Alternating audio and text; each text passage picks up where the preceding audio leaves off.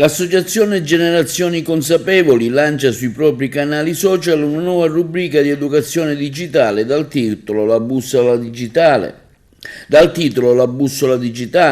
a cura della dottoressa Lucia Musmeci. I post a cadenza bimensile approfondiranno le opportunità che il digitale offre se vi si approccia in modo consapevole. Tale consapevolezza è fondamentale nel rapporto generazionale tra genitori e figli. La dottoressa Musmeci è una psicologa che da anni si occupa di educazione digitale, supportando tramite consulenze webinar e divulgazione sui canali social i genitori che vogliono sviluppare competenze e consapevolezze adeguate a educare i propri figli a un uso sano e positivo dei dispositivi digitali, a un comportamento consapevole e responsabile negli ambienti digitali.